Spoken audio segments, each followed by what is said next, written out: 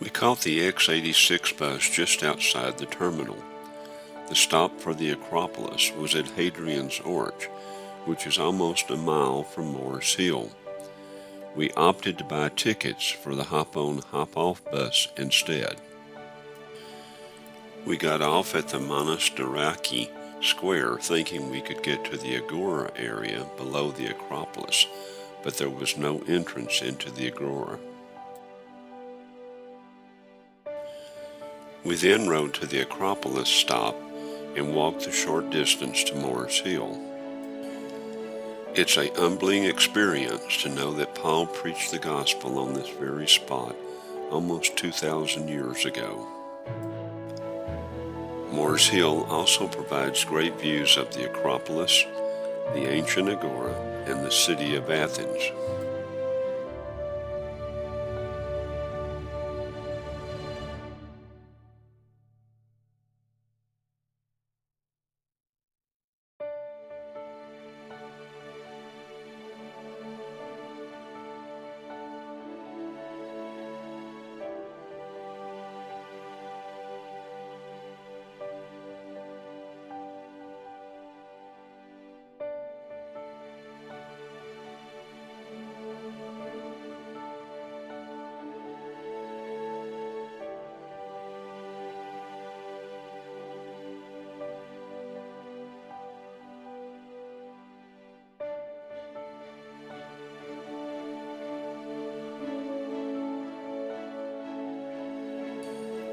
We got back on the hop-on, hop-off bus and rode back to Hadrian's Arch, where we transferred to bus X-86 for the ride back to the ship.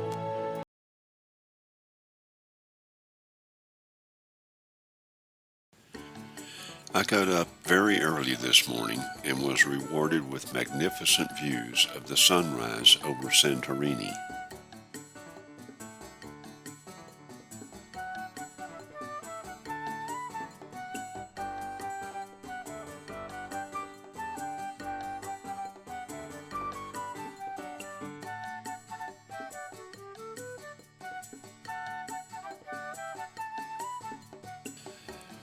This is a very unique setting.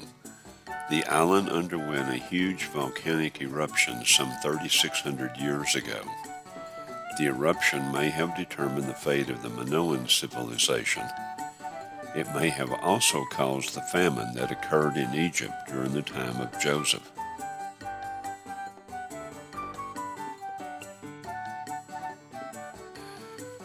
The ship anchors in the remaining caldera of the volcano, which has filled with the sea. The two main towns of Thera and Ia can be seen from this location.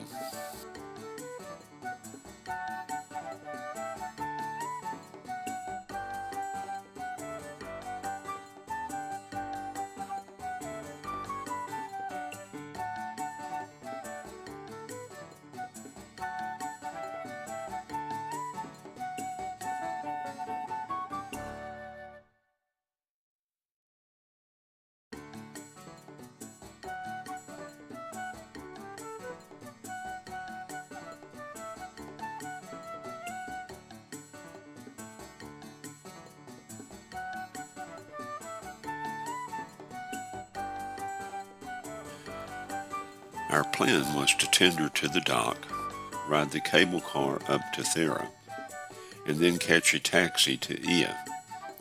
But there were several ships in port today, and when we got ashore, the line for the funicular was extremely long. We decided to go back to the ship and enjoy the views from the back of Deck 16.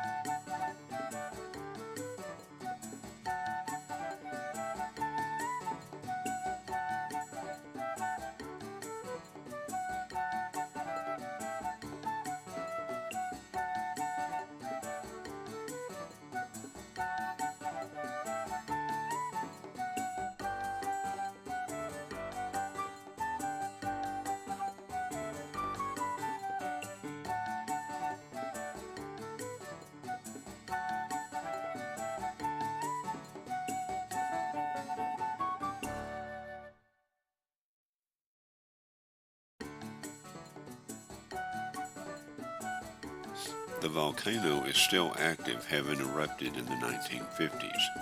A cinder cone is forming in the center of the caldera.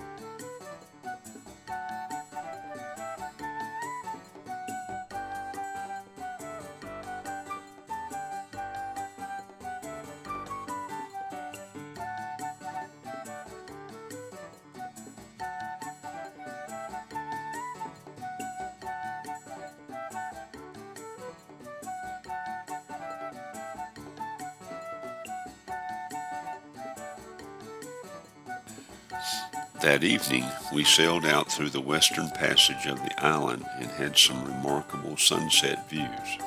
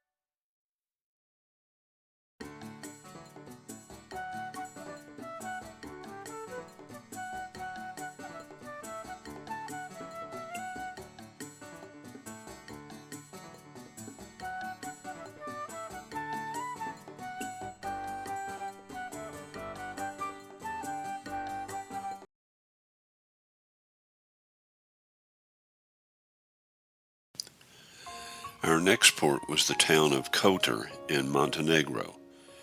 Kotor is situated in a most beautiful setting at the end of Kotor Bay.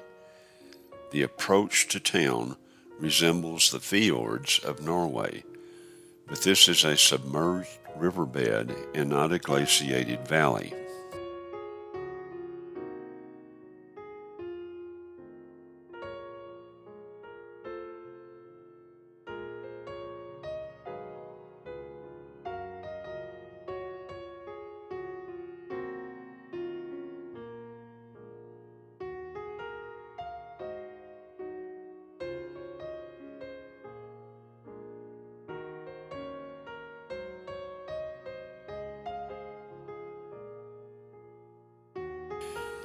We tendered to shore for our tuk-tuk adventure. Our route took us around the Bay of Kotor.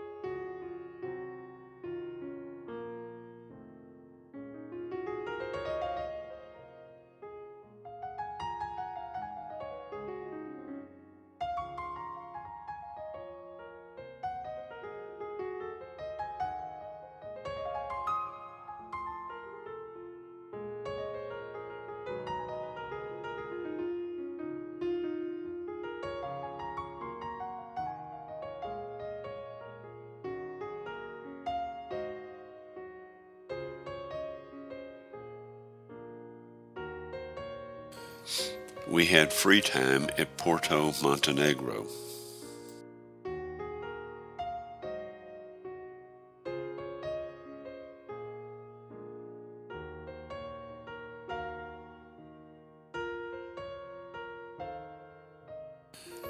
Then we headed up into the mountains for the return to Kotor.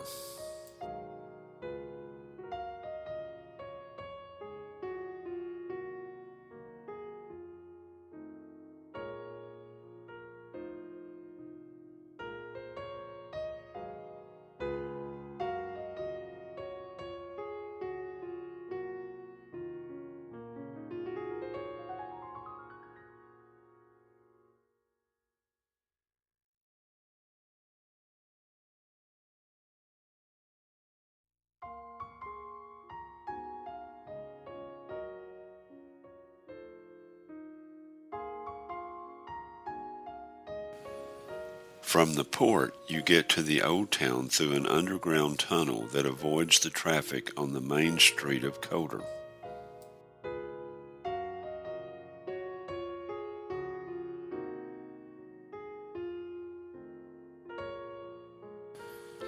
Kotor is a walled city, so after our tuk-tuk tour, we made our way through the main gate into the town square.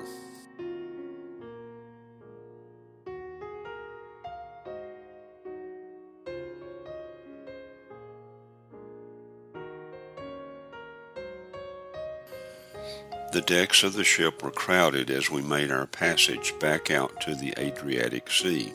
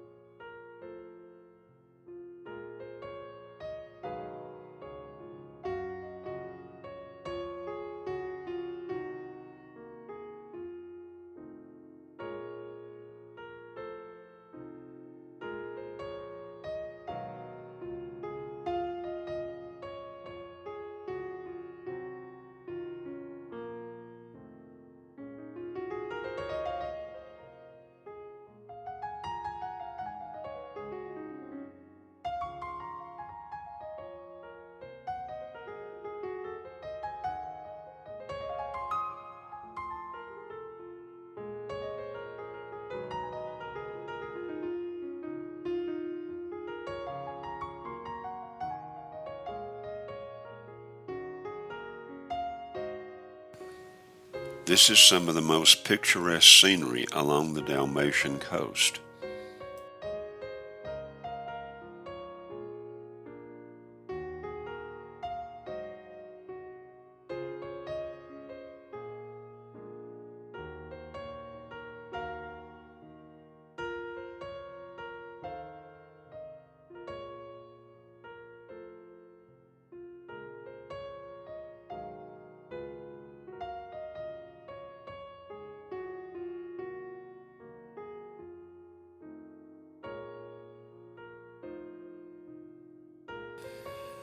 I would love to come back to this area someday and take local ferries to the towns along the coastline.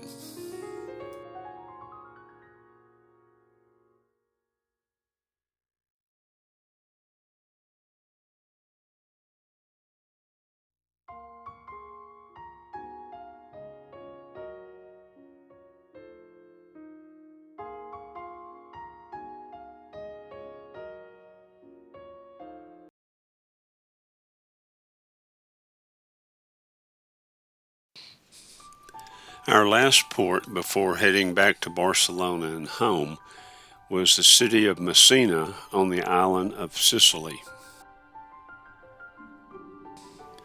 We took a very long bus ride from the dock to a cafeteria on the side of Mount Etna that had an overlook, but because of the wet and foggy weather, the views were limited.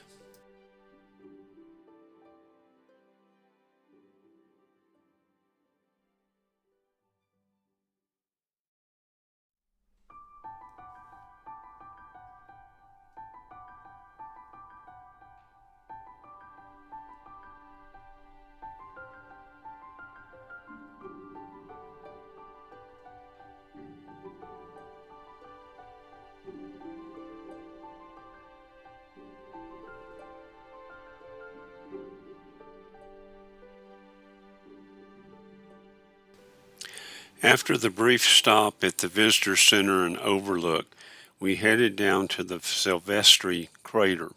This crater was formed in an eruption that occurred in 1986.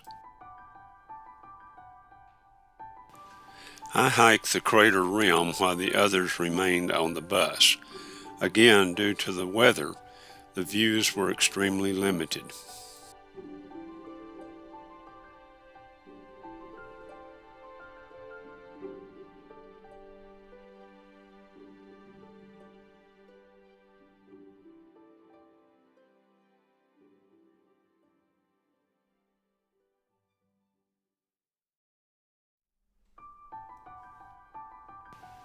Heading back to Messina, we stopped at the beautiful seaside town of Taormina.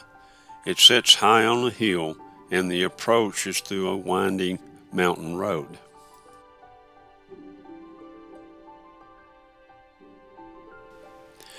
Taormina is a beautiful coastal town.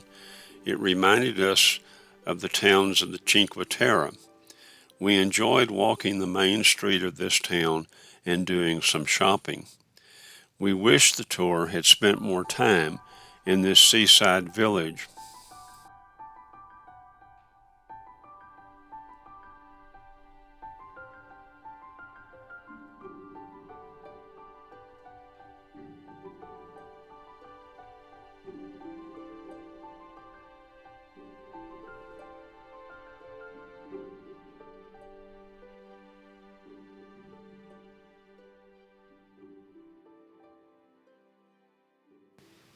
We were one of the last groups to get back on the ship before sail away. We had one day at sea before docking in Barcelona. The tale about the Barcelona airport is another story, but after a long flight home, we made it home safely and rested up the next few days.